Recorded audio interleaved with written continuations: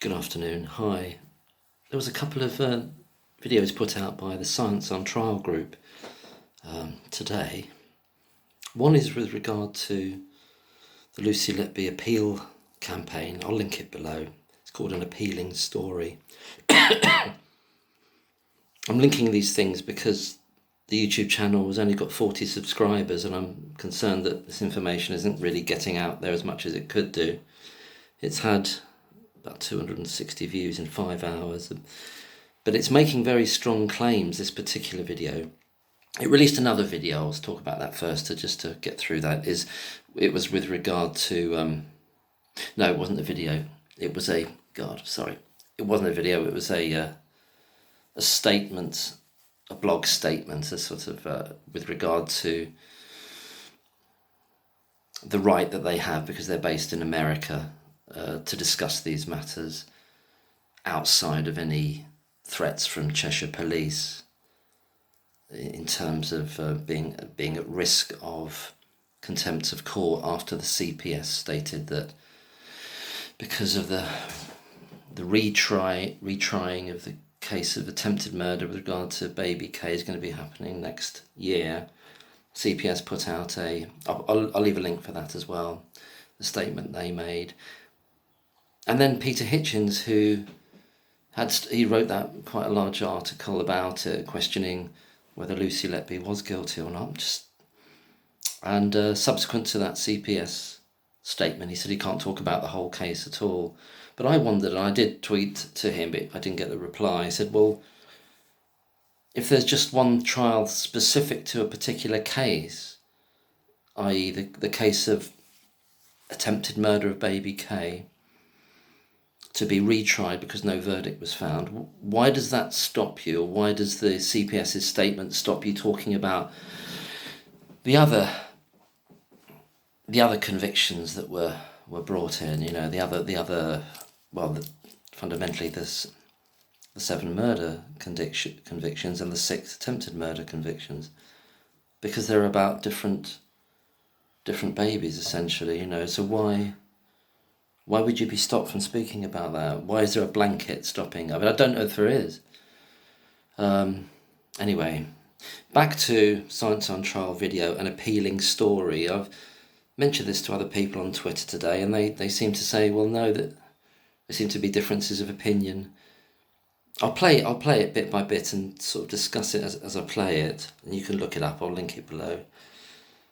And I'll also link the blog that Science on Trial put out today as well, regarding what they're going to continue doing, discussing the scientific elements of this case, and the fact that the scientific evidence was wanting, particularly in relation to Dr. Evans, which obviously it was, and the lack of the defence having any experts to bring, although they had them, they just didn't call them. Anyway, just looking at this video now, it's a short video, so I'll just start it off. A bit of music to begin with. In England and Wales, if you're convicted of a crime, you only get one chance to appeal. Even then, before you can appeal, you must get permission from a High Court judge. On August 18th, 2023, Lucy Letby was found guilty of murdering 7 babies and attempting to murder 6 others at the Just a quick point on that. What I'd heard hitherto was, I don't know if I'm using language like that, I'm not a lawyer or anything. What I'd heard before was that you request leave to appeal before one High Court judge, and they can turn that down. But there's a 2-stage process, and you can ask for a full hearing, which is between 2 and 3 judges, a full hearing. So that didn't mention that there. I don't know why. Anyway, we'll carry on. Countess of Chester Hospital. On September 15th, Lucy's legal team filed her request for leave to appeal. There are 2 broad grounds upon which they can appeal. The first is there was an error during the trial. The second is that there's new evidence that was not included at the trial.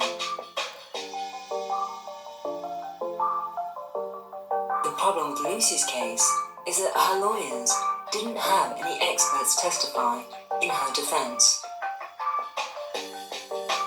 The UK is distinct from other nations. It requires the same lawyer who represented you during the trial to advise you on whether you should appeal and on what grounds. In Lucy's case, her legal team didn't put up a defence and they ignored scientific information provided to them. Provided to them by whom? By the expert witnesses, or by... I know there were attempts made by various parties, I think including Science on Trial, to write to the defence team and write to the court, write to the judge, I think. So I'm assuming that's what that means. It wasn't made explicit there. Although they did have an expert witness advising them, this person failed to inform the legal team on key pieces of information. Did they fail to inform the legal team, this expert that they cite, did they fail to inform the legal team because they had the information and didn't inform them, or they just didn't have the information, hadn't thought of it, weren't expert enough? I mean, look at the expert on the other side.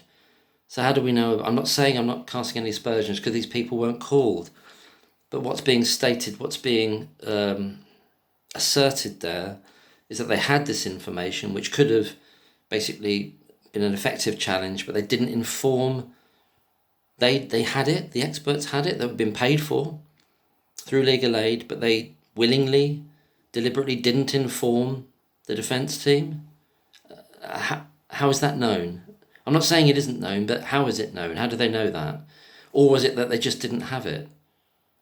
Or does it go back to these submissions that were made from other people, perhaps Science on Trial and others, that sent information to the court, and that these experts, do they have sight of it to pass it on? I'm not sure what's being asserted there. It's not clear. The prosecution accused Lucy of poisoning babies with insulin. Lucy's defence team agreed the babies had been poisoned, but argued that Lucy wasn't the poisoner. There was no reason for the defence to agree the babies were poisoned. The blood test for insulin didn't even detect artificial insulin. Lucy's lawyers will not be able to challenge the insulin allegations because they agreed to the central claim that the babies were poisoned. That assertion is what various people on Twitter are querying when I've talked to them about this video. Whether that is the case or not, I don't know. I know this is a Science on Trial video and I recognise the voice and everything, but I'm not using anybody's names here, of course. But what legal input was there into this video to make this assertion, to say it's a completely closed road? I don't know if it is. I mean, maybe it is, maybe it isn't. But is it? I mean, it goes on to say later on what they think needs to happen in order to break through this impasse now. That because the defence failed in the first instance, they can't remedy it. They can't remedy their own failures, is what it's saying, and they can't use their own failures as the grounds for appealing. But is that the case? Is it the case because we don't know what their experts had?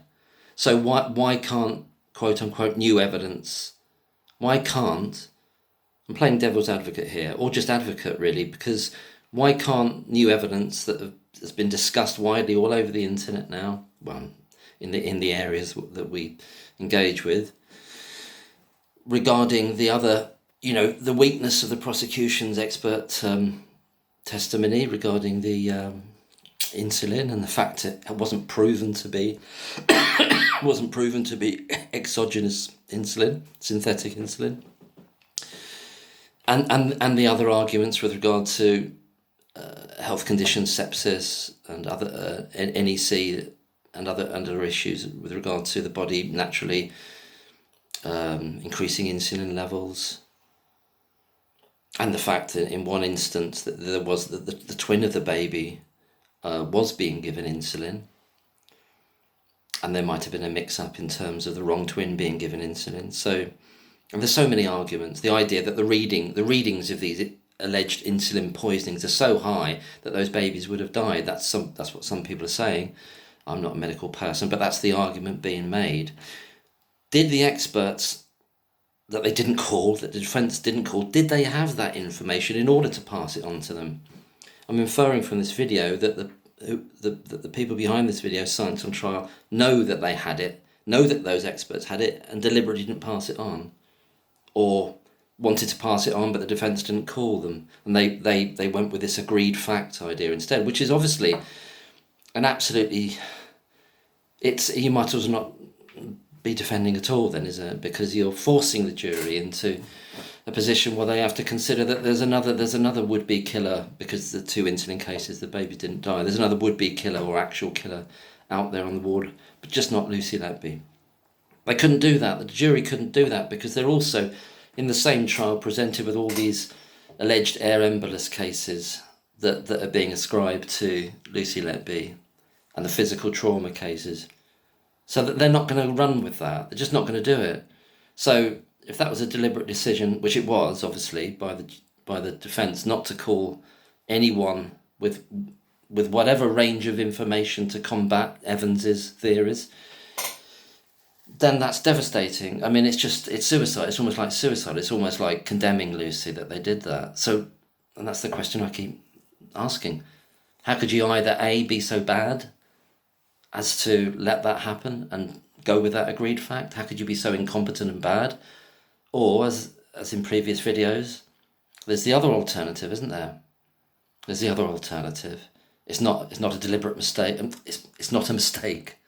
It's a deliberate mistake, if you see what I mean. I don't need to...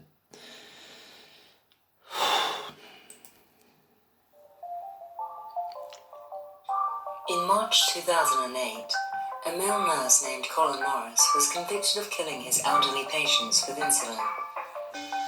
Following his sentencing, Colin's first appeal failed, but in 2011, he applied to the CCRC after Professor Vincent Marks explained the insulin evidence used against Colin was unreliable, making his conviction unsafe. In February 2021, the CCRC announced it would refer Colin's case to the Court of Appeal. As of this month, Colin's case has yet to be heard. The insulin evidence used against Lucy Letby is even less reliable than the evidence used in the Colin Morris case. Lucy's lawyers cannot mount an appeal under the basis they didn't provide a proper defence. It seems they have a very limited basis to appeal. Just got to keep coming back to that. So they didn't provide a proper defence. Yeah, okay, they didn't call those experts. Those experts, whomsoever they are, were they about to, had they been called by the defence, were they about to challenge it in all the ways that it's been challenged online in the last 5 or 6 weeks, or even slightly before by Dr. McLachlan? I can't remember the exact date of his Substack on insulin, but anyway, over the last 5-6 weeks, were they about to? This goes back to Evans's statement, which I've got to cover in that bloody interview that he did with Daily Mail, that he had sight of their reports, their meaning the defence experts, and then went back, toddled back onto the police and the prosecution and said, yeah, they won't call them. They won't call those defence. A, why did he have sight of them? Why did he have sight of them? What he says in the interview, and I don't know, I have to look this up myself, but the idea that the defence don't have to disclose anything. That was what he also said, but obviously I want to see that from a legal perspective, not just, can't take his word for anything. So why did he have sight of those, and what was in them to tell him? What was in them to tell him that they wouldn't be called, so he wouldn't be challenged? It doesn't suggest that the content of them was strong enough to challenge him then. In which case, the assertions made in this video that the expert had the information but just didn't pass it on to the defence, does that hold water then? I just don't know. It's such a mystery, this. And it seems to be yet another hint at shadowy activity, shall we say, in terms of the trial being fair. It obviously wasn't fair, but anyway. What does it say? It appears that Lucy's lawyers will have to rely on an argument that there was a mistake during the trial. Well, there were many mistakes but they're saying that a mistake during the trial, like a legal error of process. The fact that leave to appeal has been lodged must necessarily mean that that's what's happened if this video is correct and it's legal assertions. It must be that that's what they've gone with then. But what element, what mistake in the trial then? But that's based on this video, and I don't know what legal input has gone into this video for them to be so sure that they can't use new evidence as a grounds, really. I don't know. I'm not sure what level of authority Science on Trial have got to make these assertions. They may be correct. They may be correct. They may not be. A lot of people on Twitter involved, people that were discussing it, obviously, they seem to say that they would be able to use grounds in terms of evidence. So who's right? It needs its legal argument, isn't it? Or within the people who really know that system, and maybe Science and Trial have the relevant people that have gone to them and they've been assured of that. Or is it just an opinion? I don't know. If it is, it's really worrying, isn't it? If Lucy Letby sticks with the same legal team. Because what I'd heard before was that yes, the legal team that represented you at the trial can be the ones to suggest on what grounds you take the appeal forward, but that doesn't mean you have to keep them for the appeal. You could then change legal team for the appeal. But we don't know. It's not in the public sphere, I haven't seen it, what the grounds are. What the grounds that they've cited, the legal team, the current one. Or even if that legal team is... Does anyone actually know who the legal team is? Definitely, 100%. Do we know it's... I know that the voiceover here is saying that it has to be that team. I don't know if these assertions are right. Maybe they are. Appeal, and it rests on criticising events during the trial.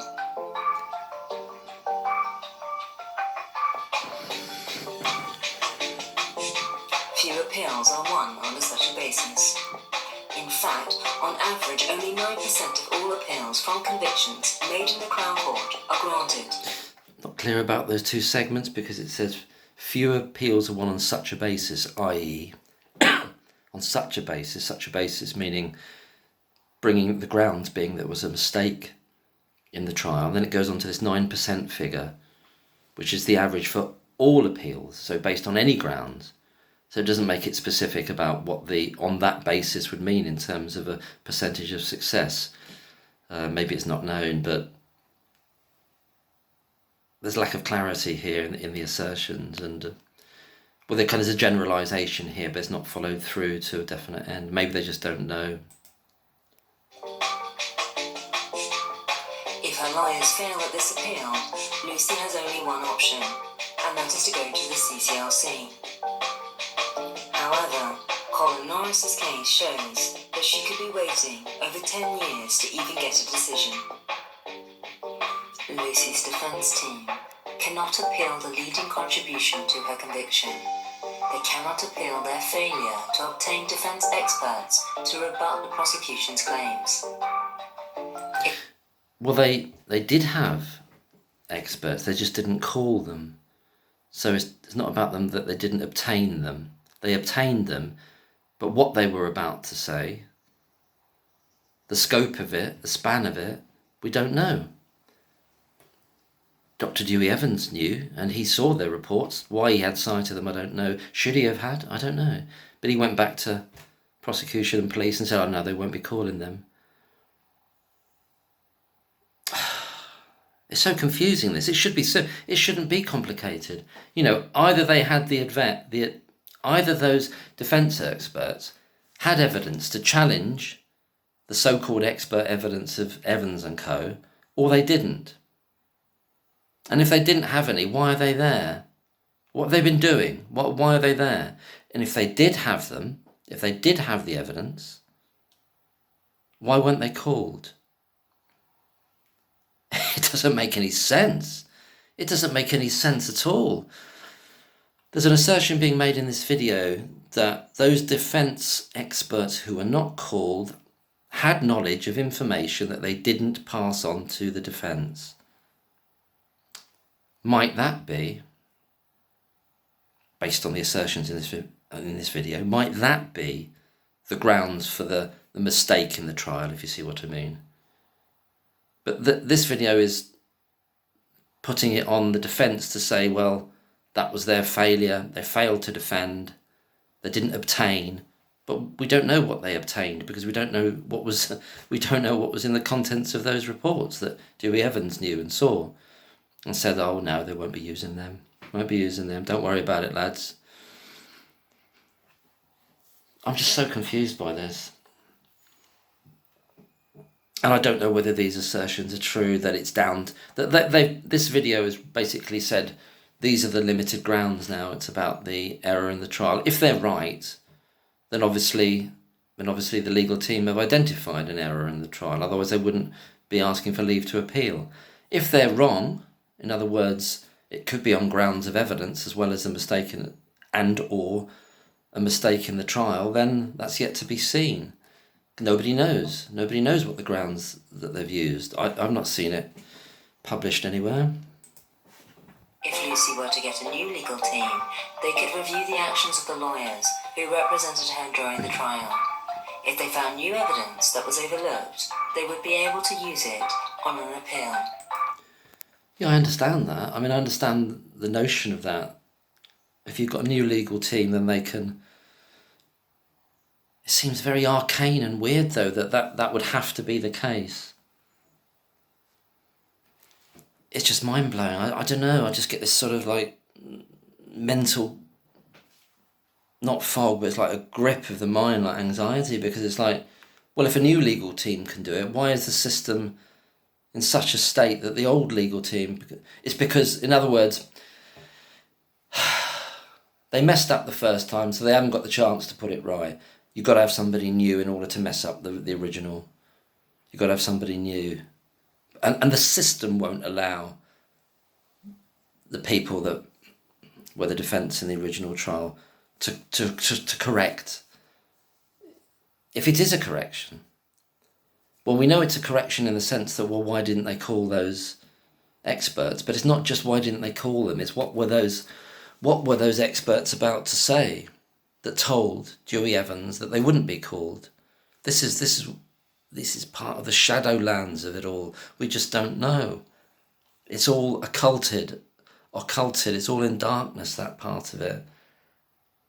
Very blithe. Oh yes, I saw them, and they wouldn't. No, I knew they wouldn't call them. I told the police that, and the prosecution. They, oh, that's all right then. I have to get on to that with the Dewey Evans interview, continuing analysis, the one with Daily Mail, and finish off the one with Talk Sport. Not Talk Sport, what am I talking about? Talk TV, the Talk TV one. I'm sick of that Evans guy. I mean, obviously, he's sickening character. But he is letting things go, he's letting things slip all the time, running his mouth, So I think that's the reason to do it, not for the sake of it. It's agony to listen to him, because you know what he's done. You know he doesn't give a damn about it, and he's enjoying his... Anyway, I'll stop my rants about him and focus. I'm not sure about the authority with which this Science on Trial video is making these assertions. They may be right, they may not be. I'm not having a go at them in any way whatsoever. They're doing amazing work and lots of research. Loads of brilliant articles. Check them out on Rex v Lucy Letby on Facebook page. I'll link that as well. There's just like tons of it you can go through if you haven't looked there yet, and there's more being added all the time, taking it from all kinds of angles. But I just don't know. This isn't a counsel of despair, I know it's not. It's just saying, well, the only way forward is to get a new legal team. But are they correct in that? I think they should have a new legal team, obviously, because of what Myers failed to do. They should have. Lucy should have. Of course she should. But I don't know. you know, it. Anyway, I'm rabbiting on. Take care.